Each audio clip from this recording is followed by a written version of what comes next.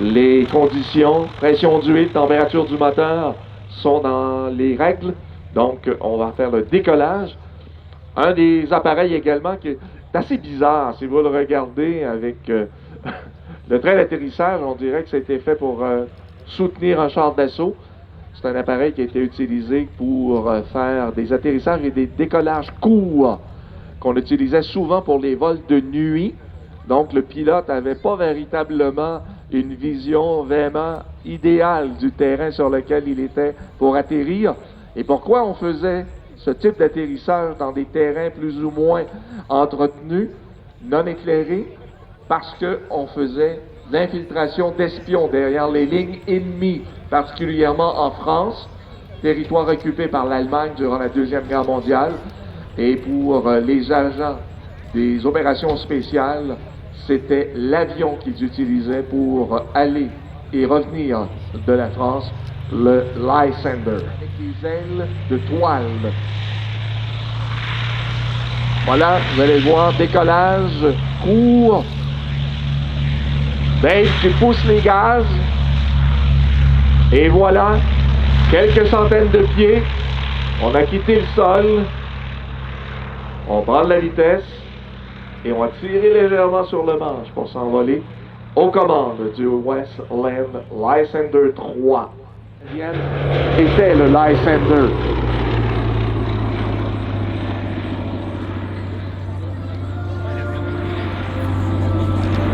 To get that elevator to be a little more effective, of course, you use a lot of throttle of the engine to get the backwash over. He applies such a beautiful display with this too.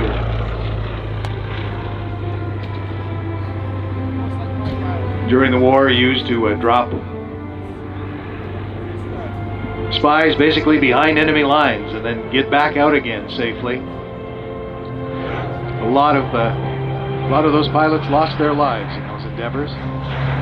Sergeant Clifford Stewart, Westland Lysander, named Sergeant Stewart, and that story and others that you can read on their website, which is also just Dave O'Malley and some of the people here that contribute to the stories in the museum and on their webpage. Subscribe to their social media and stuff because the work they're doing here is just amazing. The stories. Canada, on a l'histoire et on a également l'histoire de la personne dont on a nommé le nom des différents appareils. Également, vous pouvez aujourd'hui, je vous invite à le faire, ne pas quitter pas le site sans avoir été faire un tour au hangar des ailes d'époque du Canada. Il y a un avion jaune qui est juste situé à côté, le Chipmunk, passage de côté encore une fois, idéal pour les photos. Un avion très particulier, un look très spécial, mais très efficace dans ce qu'il faisait.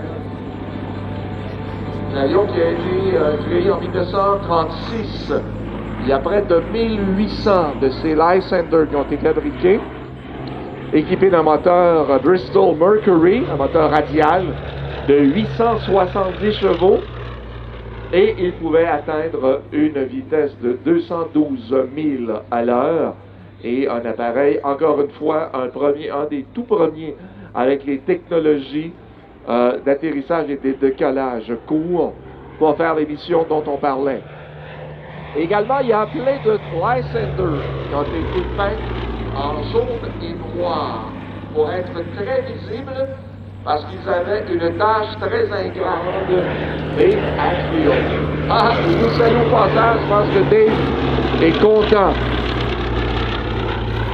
That's about as fast as he can wave those wings. Sergeant Clifford Stewart of Charlottetown, Prince Edward Island, the aircraft named for him. During the war, he was trained at the famous and secret Camp X. You remember the TV series here in Canada run by the British Service Coordination on the shores of Lake Ontario.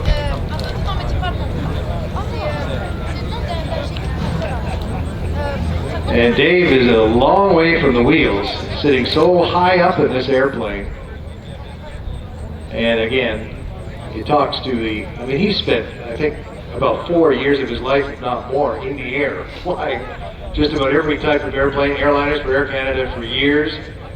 And he has test flown pretty much all of the aircraft here for the museum, and just has a passion for this and sailing, and a great asset here at Vintage Wings of Canada, the Lysan. Ouais. Et regardez ce que Rick nous disait effectivement. Le pilote, c'est un des appareils dans lesquels, en tout cas, un appareil monoplace, dans lequel on trouve le pilote, il est très élevé par rapport au sol. Donc, ça prend vraiment une attitude particulière. Parce qu'au niveau de l'atterrissage, vous arrivez, vous êtes beaucoup. Ça prend littéralement une échelle pour monter dans l'habitacle. Donc, c'est un des appareils où c'est le plus haut. Il y a les bombardiers qui avaient bien entendu des hauteurs comme ça pour les pilotes, mais sur un appareil comme ça, le pilote est situé extrêmement haut. Et là, on le voit, le moteur radial du Lysander, le Bristol Mercury, 870 fosses. Dave Hadfield, le pilote d'essai qui a volé sur tous les appareils des ailes d'époque du Canada.